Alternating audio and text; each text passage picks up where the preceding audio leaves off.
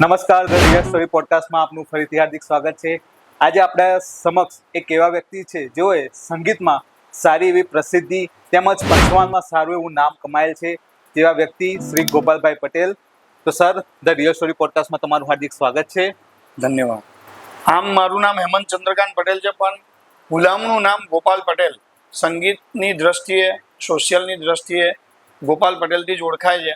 હું Eklavya model residential school Vejalpur ખાતે સંગીત શિક્ષક તરીકે સેવા આપું છું અને સંગીત સાથે સંકળાયેલો છું. સાથે સાથે વૃત્તાલય વિહારમ સ્વામિનારાયણ મંદિર તેમજ શ્રી લક્ષ્મીનારાયણ દેવ યુવક મંડળ ગોધરા, એની સાથે હું વર્ષોથી, એટલે આમ જોવા જઈએ તો પેઢીઓથી અમે સંકળાયેલા છે. બરાબર. સ્વામિનારાયણ સંપ્રદાય સાથે. બરાબર. આ મારી એક નાની ઓળખ છે.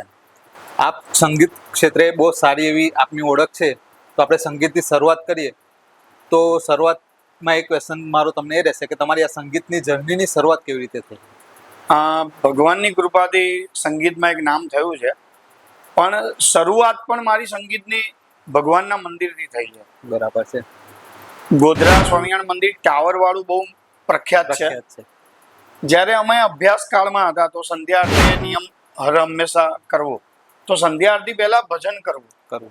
એના અનુસંધાને કીર્તન ભક્તિ કરતા અને એમાંથી હાર્મોનિયમ શીખ્યા ને પછી ઘણા બધા આવ્યા, એને સલાહ આપી કે સંગીત શીખવું જોઈએ. ત્યારથી મારી સંગીત યાત્રા શરૂ થઈ.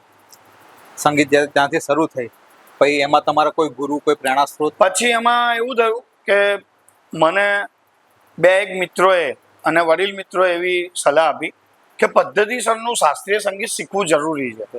તો એ સમય દરમિયાન રમેશભાઈ પંડ્યા, મારા ગુરુજી, જે અત્યારે હયાત નથી, પરંતુ ગર્લ્સ હાઈસ્કૂલમાં તેઓ જોબ કરતા હતા ને એમના સંપર્કમાં હું આવ્યો ને એમની પાસેથી મેં બેઝિકથી લઈને વિશારદ સુધીનું નોલેજ ત્યાં ગુરુજી પાસેથી લીધું અને સંગીત વિશારદ સુધી પહોંચ્યા.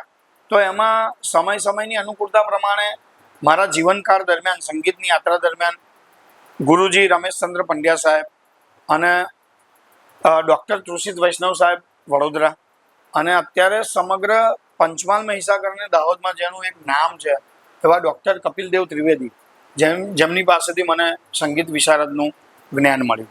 બરાબર છે. તમે આ સંગીતની જર્નીમાં બહુ બધી સ્ટ્રગલ થઈ હશે, તેમાં કઈ સ્ટ્રગલનો તમે સામનો કર્યો? આમ જોવા જઈએ તો સંગીત એક એવો વિષય છે કે જે ભક્તિ સાથે, ઉપાસના સાથે સંકળાયેલો છે.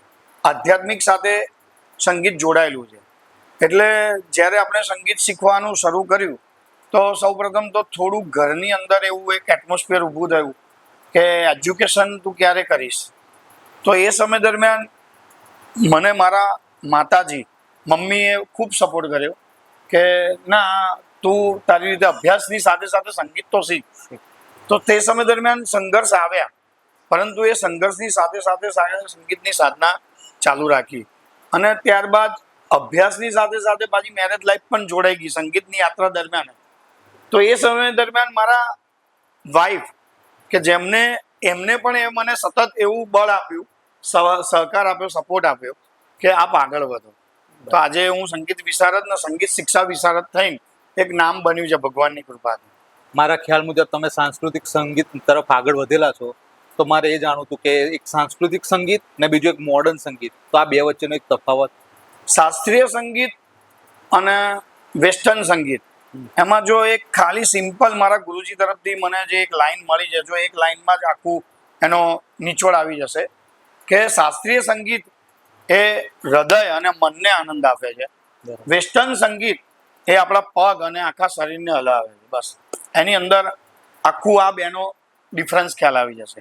શાસ્ત્રીય સંગીત જ્યારે તમે એને સાધના કરશો, સાંભળશો, તો એ સમય દરમિયાન તમને આધ્યાત્મિકતાની ઉર્જા તો પ્રગટ થશે, પણ સાથે સાથે તમારું હૃદય, મન, મસ્તક બધું જ શાંત હશે.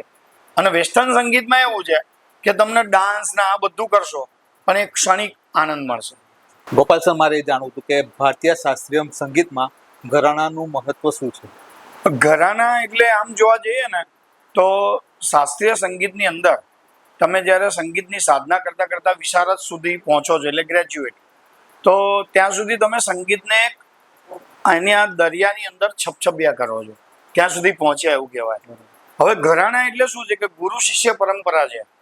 તો ગુરુની પાસે શિષ્ય જાય અને એના પોતાના ઘરાનાની અંદર એ પોતે વિદ્યા મેળવે. એમાં સ્વર, તાલ, સ્વરની અંદર આખી ગાયકી એનો પણ પ્રકાર બદલાતો હોય છે. એટલે ઘરાના એ કેવી છે, ગુરુ શિષ્યની પરંપરા છે. જયપુર ઘરાના, આગ્રા ઘરાના, કિરાણા ઘરાના, આવા અલગ અલગ ઘરાના છે. આ ઘરાણા સંગીતમાં અને બીજું વાદ્ય બંનેમાં આવે છે. હા, સંગીત એટલે ગાયન અને તાલવાદ્ય બંનેમાં પણ આ ઘરાના આવતા હોય. બરાબર. બીજું મારે જાણવું હતું કે આમાં પ્રહર બી એવું કઈ આવતું હોય છે? પ્રહર એટલે આપણી ભારતીય સંસ્કૃતિની અંદર પ્રહરનું ખૂબ મહત્વ છે. જેમ કે આપણે શિવ પૂજા, શિવરાત્રિની પૂજામાં પણ પ્રહરનું મહત્વ છે. એવી રીતે સંગીતના રાગ રાગિનીમાં પણ પ્રહરનું ખૂબ મહત્વ છે. કે સવારનો પ્રહર, દિવસનો પ્રહર, મધ્યાહન પ્રહર, રાત્રિનો પ્રહર. તો એ પ્રમાણે જેમ કે અત્યારે આપણે બેઠા છે તો અત્યારે રાત્રિનો પ્રથમ પ્રહર ચાલે છે 7 થી 10. તો એ સમય દરમિયાન કયા કયા રાગોનું ચલન હોય? તો રાગ યમન કલ્યાણ, રાગ ભૂપાલી. તો આ એનાથી શું થાય છે કે જે સમય દરમિયાન, જે પ્રહર સમય દરમિયાન તમે એ રાગને જ્યારે રજૂ કરો છો તેના વાઇબ્રેશન કંઈક અલગ જ મળતા હોય છે. એટલે એ રીતે પ્રહરનું મહત્વ છે. તો એક પ્રહરને લઈને કોઈ ગીત થઈ જાય? લગભગ અત્યારે જે રીતે આપણો રાત્રિનો પ્રથમ પ્રહર ચાલી રહ્યો છે, યમન કલ્યાણનું ખૂબ ગણેશ વંદના આપણે એક લાઈન લઈએ. ગાઈએ ગણપતિ જગવંદના, ગાઈએ ગણપતિ જગવંદના, શંકર સુવન ભવાની કે નંદના, શંકર સુવન ભવાની કે નંદન, ગાઈએ ગણપતિ જગવંદના. આ રાગ યમન કલ્યાણની ગણેશ વંદના છે. મારે એ જાણવું હતું કે આજનો જે યુવાનો છે એ મોડર્ન કલ્ચર કે મોડર્ન સંગીત તરફ બહુ વળી ગયા છે, તો એમને આપણે પાછા શાસ્ત્રીય સંગીત તરફ વાળવા હોય તો શું કરવું જોઈએ? બહુ ખૂબ સુંદર પ્રશ્ન છે કે અત્યારનું જે જનરેશન છે એ આખું વેસ્ટર્ન મ્યુઝિક તરફ આગળ વધી રહ્યું છે. કંઈ ખોટું નથી, પરંતુ આપણા શાસ્ત્રીય સંગીતની જે દિવ્યતા છે, એના જે આપણને વેવ્સ મળશે એ વેસ્ટર્ન મ્યુઝિકમાં નથી મળતા હોતા. એનું કારણ એક જ છે કે રાગ આધારિત જે સંગીત છે એની અંદર આપણને આધ્યાત્મિકતાની સાથે સાથે સાથે આપણા જીવનની અંદર, જેમ કે મને એવું ખ્યાલ છે, વર્ષો પહેલાં એક લેખ વાંચ્યો હતો કે અમેરિકાની અંદર પણ આપણા ભારતીય શાસ્ત્રીય સંગીતનું ખૂબ મહત્વ છે. તો એમાં નવજાત જે બાળક જન્મ થતાની સાથે એને ત્યાં નાના નાના પારણા બનાવ્યા હતા ને એમાં ઇયરફોન નાખીને એમને ભારતીય શાસ્ત્રીય સંગીત સંભળાવવામાં આવતું હતું. એટલે મૂળ એટલા શાસ્ત્રીય સંગીતની વિશેષતા એ છે, આપણે ભારતીય શાસ્ત્રીય સંગીતની, કે તમને જે શરીરની અંદર જે વેવ્સ ઊભા કરે છે એ વેસ્ટર્ન સંગીત નથી કરી શકતું. સંગીત દ્વારા તમારા જીવનમાં શું ફેરફાર થયા? સંગીત દ્વારા આમ જોવા જઈએ તો ઘણા બધા ફેરફાર થયા છે. જેમ કે સૌથી પ્રથમ એ કે સંગીતના માધ્યમથી તમારા શરીરની અંદર જે વાઇબ્રેશન ઊભા થાય છે એનાથી પોતાનું મન શાંત રહે છે, પ્રફુલ્લિત રહે છે. તમે ગમે તેટલું કામ કરો છો પણ જ્યારે પાછા સંગીતમાં બેસો છો ત્યારે એકદમ ફ્રેશ થઈ જાઓ છો. આ સંગીતની વિશિષ્ટતા છે. બીજું, તમારું પારિવારિક જીવન પણ ખૂબ ખુશનુમા રહે છે. સંગીતની સાથે સાથે એક આખી જે બહારનો જે વર્ગ છે, સમાજનો જે વર્ગ છે, જેમ કે અત્યારે આપણે એક નાનું ઉદાહરણ લઈએ કે ગોધરાનગરનો જે વર્ગ છે એ સંગીતની ઓળખથી આપણી સામે એમનું જે વિઝન છે એ ખૂબ પોઝિટિવ હોય છે કે ભાઈ હા, આ સંગીતના સર છે, સંગીતના ગુરુ છે. તો એ જે ભાવ પ્રગટ થાય છે એની અનુભૂતિ હું જ્યારે કરું છું એ હું જ વર્ણવી શકતો નથી. બરાબર. હવે નજીકમાં નવરાત્રી આવી રહી છે આપણે, તો મારા ખ્યાલ મુજબ તમે નવરાત્રીમાં બહુ મોટા જગ્યાઓ પર જઈને આપ નવરાત્રીમાં ગરબા ગાઓ છો, તો તમારી એ ગરબા ગાવાની શરૂઆત કાં તો તમને પહેલો કોઈ એવી મુમેન્ટ કે જ્યાંથી તમે શરૂઆત કરી હોય? વર્ષો પહેલા 1993માં કાછિયાવાડની નવરાત્રી વર્ષોથી કાછિયાવાડ ગોધરા ખાતે ભાઈઓના ગરબા, બહેનોના ગરબા અલગ થતા હતા. તે સમય દરમિયાન મારા ફાધરથી લઈને બીજા સતીશભાઈ પટેલ કરીને બીજા બધા ઇત્યાદિ એ આયોજનમાં હતા. અને એ સમય દરમિયાન એક મ્યુઝિકલ ગ્રુપને ઇન્વાઇટ કર્યું હતું. ને એ મ્યુઝિકલ ગ્રુપના અમિતભાઈ ભટ્ટ, જે અત્યારે પણ મારી સાથે સંવાદમાં હોય છે, અમિતભાઈ ભટ્ટનું કલાવૃંદ આવ્યું હતું. એ કલાવૃંદને સતત 9 દિવસ કાછિયાવાડ નવરાત્રિમાં નિહાળ્યું. તો એ સમય દરમિયાન અંદરથી એક પ્રેરણા મળી કે આપણે પણ એક આવું કલાવૃંદ ચાલુ કરવું જોઈએ. તો તે સમય દરમિયાન શ્રીજી સુર મંદિર કલાવૃંદ એમ કરીને એક બેનર મારીને શરૂઆત કરી હતી, જેના કન્વીનર કનકભાઈ પટેલ હતા અને અત્યારે પોતે શાંત થઈ ગયા છે. આ વખત નવરાત્રીનો કાર્યક્રમ ક્યાં છે તમારો? ભગવાનની કૃપાથી અને મા જગતજનની જગદંબાની કૃપાથી આ વર્ષની નવરાત્રિ પણ police headquarters police parade ground Godhra ખાતે છે. બરાબર છે.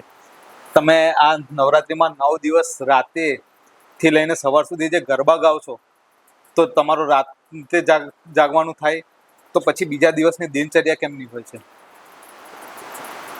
આમ જોવા જઈએ તો નવરાત્રિ એ શક્તિ અને ઉપાસનાનો પર્વ છે. તો જે તમારો પ્રશ્ન છે, ક્વેશ્ચન છે કે તમે રાત્રે ગરબા ગાઓ ને સવારે વર્ક કરો છો, તો બસ એ જ વાત છે કે મા દુર્ગા આપણને અંદર શક્તિ આપતી હોય છે. 9 દિવસની શક્તિનું પ્રદાન જ મા જગતજનની જગદંબા કરતી હોય છે. આમ જોવા જઈએ તો સમગ્ર સૃષ્ટિનું સર્જનહાર જ મા જગતજનની જગદંબા છે. પણ 9 દિવસ દરમિયાન તમામ કલાકારોને શક્તિ આપતી હોય તો એ મા ભવાની છે. આ નવરાત્રી 9 દિવસ માટે જ કેમ રાખવામાં આવ્યું? નવરાત્રિ એટલે નવરાત્રિ, નવરાત્રિ એટલે નવ દુર્ગાના સ્વરૂપ, મા દુર્ગાના 9 સ્વરૂપ. એ રીતે એકમ, બીજ, ત્રીજ, ચોથ, પાંચમ એમ અલગ અલગ સ્વરૂપની ઉપાસના, ભક્તિ અને સેવા કરવાનો અવસર, શક્તિની ઉપાસના કરવાનો અવસર એટલે નવરાત્રિ. તમે આટલા સમયથી ગરબા કરો છો, તો જ્યારે તમે પોલીસ લાઇનમાં ગરબા ગાતા હો છો, ત્યારે ત્યાં ખેલૈયાઓની કયા ગરબાની ફરમાઈશ સૌથી વધારે હોય છે, એ ગઈને સંભળાવશો? આમ જોવા જઈએ તો હજારો વ્યક્તિ જ્યારે હજારો ખેલૈયાઓ જ્યારે ગરબા રમતા હોય, તો તે સમય દરમિયાન ઘણી બધી ફરમાઈશો આવતી હોય. પણ છેલ્લા 3 વર્ષના અનુભવ કહું તો એક ગોધરાનો ગરબો ફેમસ થયો. જેવો છે ગોધરાનો ટાવર, એવો ગોરી તારો પાવર, પાવર લાગે છે ટનાટન, માધુરી જેવું જોબન. આમ જોવા જઈએ તો આ શબ્દોની જે વાત છે એ કંઈક એક રોમેન્ટિક અને એક બધાને મજા આવે એવો એનો રચના છે. કઈ સંભળાવશો? હે જેવો છે ગોધરાનો ટાવર, એવો ગોરી તારો પાવર, જેવો છે ગોધરાનો ટાવર, એવો ગોરી તારો પાવર, હે પાવર લાગે છે ટનાટન, હે હે પાવર લાગે છે ટનાટન, માધુરી જેવું જોબન, હે છોકરી ઉપર મોયું મારું મન, માધુરી જેવું જોબન. બહુ સરસ. આ ગીત સાંભળીને મારું મન થઈ ગયું કે ચાલો હું બી ગરબા ગાવા જતો રહું. વાહ, આનંદ. પણ મારે એ બી જાણવું હતું કે આ ગીત કમ્પોઝ કેવી રીતે થયું અને લખ્યું કોણે? એક સમય હતો, જે તે સમય દરમિયાન ચાંદની ચોક પ્રભાકુંડ ગરબાની અંદર પુનઃ ગરબાની શરૂઆત થઈ. તો આયોજક દ્વારા મને એક કામ સોંપવામાં આવ્યું કે આ વર્ષે ગરબાનું ગ્રુપ આપ મેનેજ કરી આપો. તો એ સમય દરમિયાન ઠાસરા અને નડિયાદની આજુબાજુથી બધા કલાકાર મિત્રોને મેં ગોધરા બોલાવ્યા અને એ ટીમનું આખું મેનેજ કર્યું. એમાં એક સિંગર હતો, એને એની પોતાની ભાષામાં આ ગરબાનું એ રચના કરી હતી. પણ પછી જ્યારે બીજા વર્ષે હું ચાંદની ચોકમાં બેઠો, પછી સતત 3 વર્ષ બેઠો. પ્રભાકુંડ ડેરીના ગરબા કહેવાય, ડેરીના ગોધરાના ગરબા પ્રખ્યાત.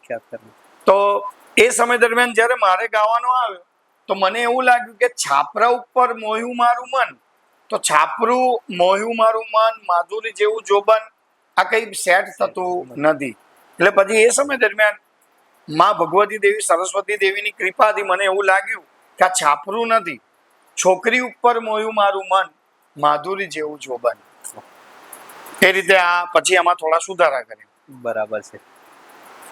હવે મારે એ જાણવું હતું કે આપણે જૂના જમાનામાં ગરબા કેવી રીતે ગાતા હતા અને કેવી રીતે રમાતા હતા? જૂના જમાનામાં જગતજનની જગદંબા માની માંડવી વચ્ચે એનું સ્થાપન થતું અને અત્યારે પણ થાય છે. જેમ કે અત્યારે હું પોલીસ પરેડ ગ્રાઉન્ડમાં બેસું છું તો ત્યાં વચ્ચે મા જગતજનની મા ભવાનીની માંડવીની સ્થાપના થાય છે, એની પૂજા થાય છે, એના નૈવેદ્ય થાય છે અને આઠમના દિવસે નવચંડી પણ થાય છે પોલીસ પ્રશાસન દ્વારા. તો એની આજુબાજુ ગરબો લેવો એ આ એક નવરાત્રીનું ગુજરાતનું સૌથી મોટો મહોત્સવ છે.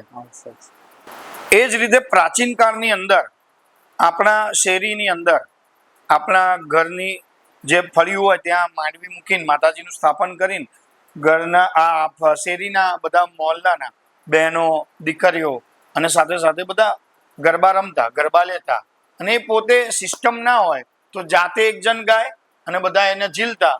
એ રીતે શેરી ગરબા પ્રાચીન થતા. એ વખતે ઢોલ નગાડા વાગતા. હા, ઢોલ ને ત્રાસા ને બધું વાગતું સાથે. મારે એ જાણવું હતું કે તમે ભક્તિ સાથે આટલા સંકળાયેલા છો તો તમને નવરાત્રી સિવાય કોઈ સમયે એવું થયું કે તમને સાક્ષાત માતાજીના દર્શન થયા છે કે કાં તો કોઈ આશીર્વાદ મળ્યા છે? પ્રશ્ન ખૂબ સુંદર છે કે પળે પળે આમ તો જોવા જઈએ ને હરેક ક્ષણ ભગવાન આપણી સાથે હોય છે એવી અનુભૂતિ સતત થતી હોય છે.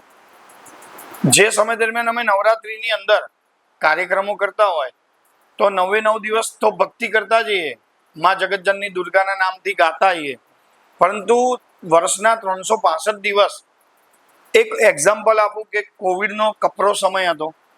તે સમય દરમિયાન અમારા ગુરુ મહારાજ વડતાલથી પરમ પૂજ્ય આચાર્ય શ્રી અજેન્દ્ર પ્રસાદજી મહારાજ અને સમગ્ર યુવાનોના હૃદયની ધડકન પૂજ્યપાદ લાલજી મહારાજ શ્રી નુગેન્દ્ર પ્રસાદજી મહારાજે એક આદેશ કર્યો કે કોવિડ દરમિયાન ભલે બધા ઘરમાં છે પણ આપણા યુવક મંડળે ઘરે ઘરે ટિફિનની વ્યવસ્થા ફ્રીમાં કરવાની છે.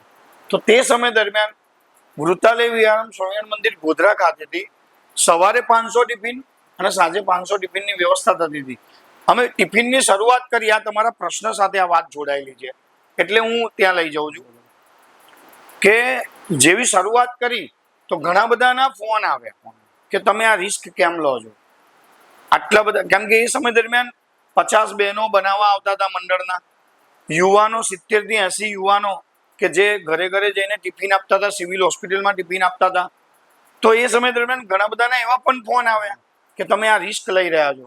તો તે સમય દરમિયાન એક જ વસ્તુનો આશરો હતો કે ભગવાનના સ્વરૂપ તુલ્ય ગુરુએ જે આજ્ઞા કરી એ આજ્ઞાના ભાગરૂપે જે અમે કામ કર્યું તો સતત 42 દિવસ સુધી સ્વામિનારાયણ મંદિર વૃતાલી વિહારમ ખાતેથી 500 ટિફિન સવારે ને 500 ટિફિન સાંજે ને એક પણ કેસ કોઈ બાળકને, કોઈ વિદ્યાર્થીને કે કોઈ પણ યુવાનને કે કોઈ પણ બહેનને લાગ્યો નથી. આ જ એક એવું બતાવે છે કે હર હંમેશ ઈશ્વર ભગવાન આપણી સાથે છે. આજના ગરબા અને જૂના પરંપરાગત ગરબામાં શું ફરક છે? પ્રાચીન ગરબા કે જૂના ગરબા અને આજના ગરબાની અંદર જે લિરિક્સ લખાય છે એ મા ભવાની જગતજનની જગદંબા એની ભક્તિના સ્વરૂપે લખાતા હોય છે. જે પ્રાચીનમાં લખાતા હતા એ પણ અત્યારે લખાય જ છે. જેમ કે અત્યારે આપ સૌ ઘણા બધા આ ગરબાથી વાકેફ છો. હો મેં તો ગરબો કોરાવી કોડ કીધા, ગરબે રમવા સૈયર ને કોલ દીધા. હો મેં તો ગરબો અંબા માનો ગરબો કોરાવી કોડ કીધા, ગરબે રમવા સૈયર ને કોલ દીધા. આસો પાલવને તોરણ સજાવી, આસો પાલવને તોરણ સજાવી, દીવડે અને રાકોલ કીધા. હો દીવડે અને રાકોલ કીધા. માસોની કહેવાનો મતલબ ક્યાં છે કે જે શબ્દોના લિરિક્સ છે એની અંદર મા ભવાની, મા દુર્ગાના નામનો ઉલ્લેખ થતો જ હોય છે. બિરદાડી બહુચર વાળી ભવાની પૂરજે આશ અમારી. એટલે વિનંતીનો ભાવ, ભક્તિનો ભાવ અંદર આવતો જ હોય. આજના આધુનિક ગરબામાં છે ને ડીજે અને વેસ્ટર્ન મ્યુઝિકનો બી સમાવેશ થઈ ગયો છે, તેના વિશે થોડું કહેશો? આમ જોવા જઈએ તો જેટલો અતિશય ઘોંઘાટ, જેટલું હાઈ ફ્રિકવન્સીથી સાઉન્ડને તમે આઉટપુટ આપો એ ઘોંઘાટ છે.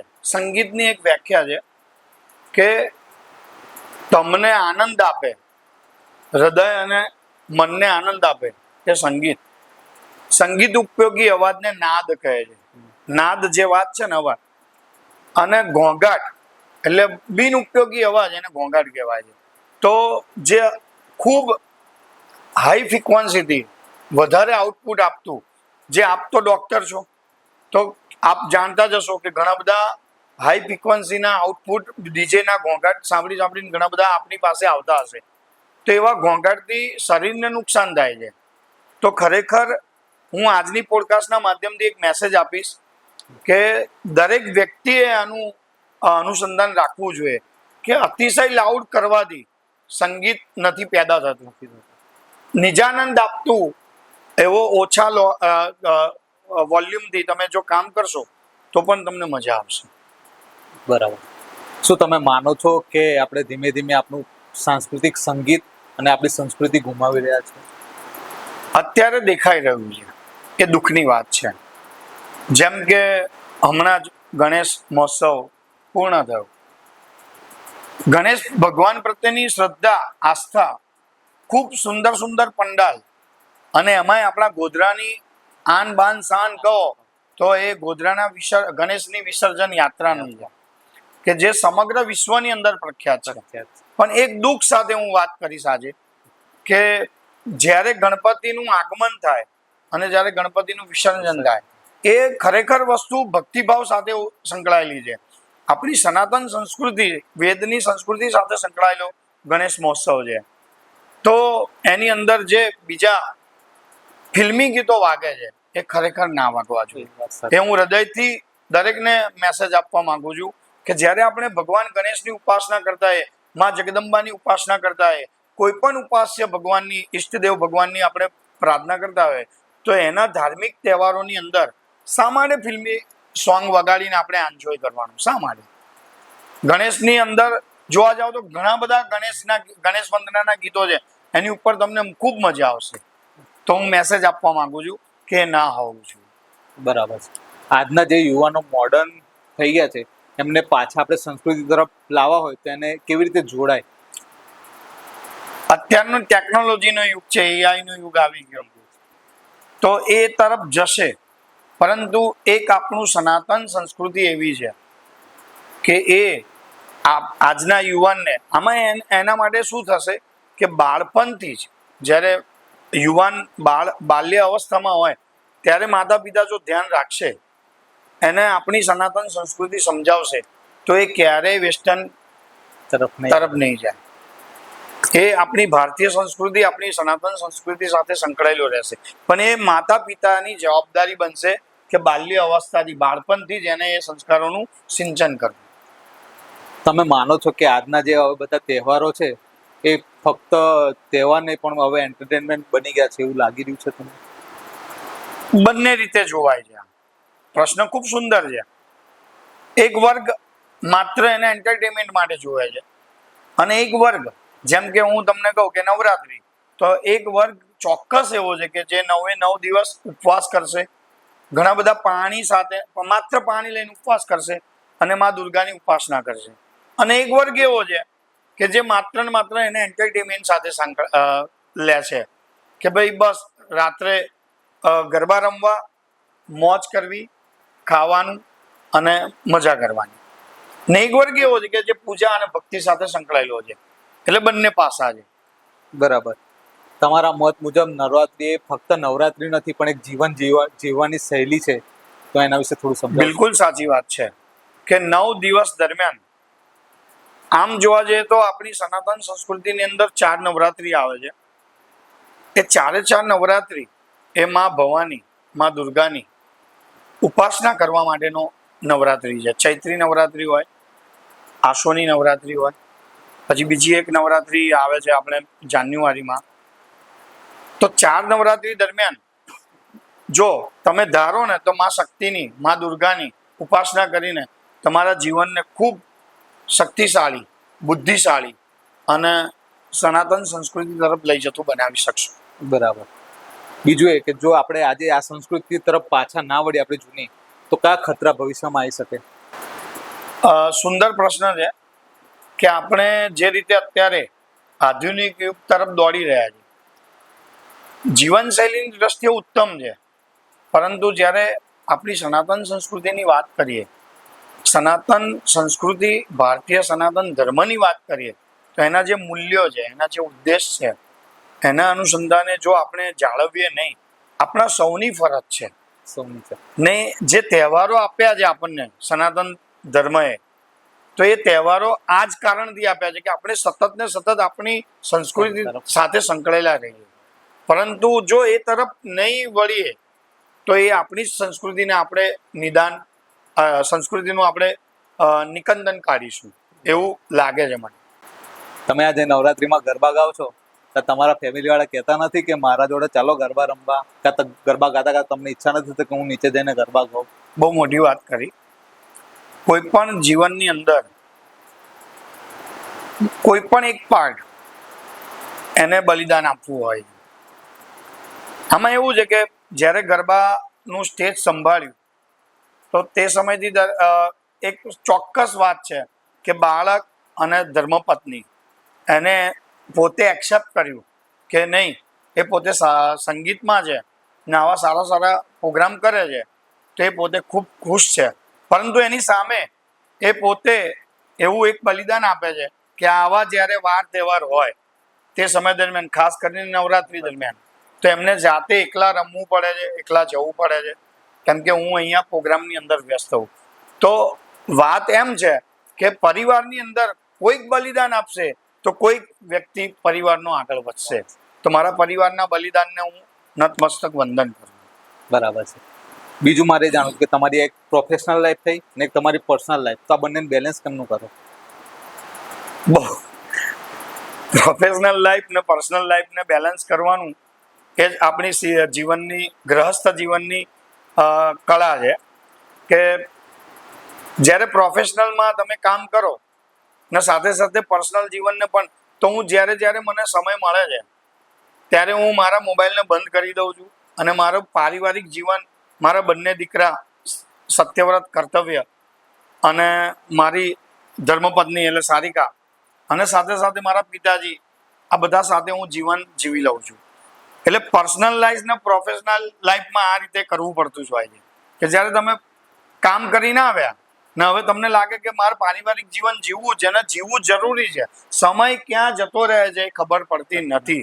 પછી 50 વર્ષે એવું ના થવું જોઈએ કે મારું જીવન પૂરું થઈ ગયું, પણ એની જગ્યાએ તમારું જીવન પ્રોફેશનલ અને પર્સનલ એ બંને તમારે જીવનની જોડે જોડે ચલાવવું પડતું હોય છે. એટલે જ્યાં સમય મળે છે ત્યારે હું પારિવારિક જીવન જીવી લઉં છું અને નિજાનંદ મેળવી લઉં છું.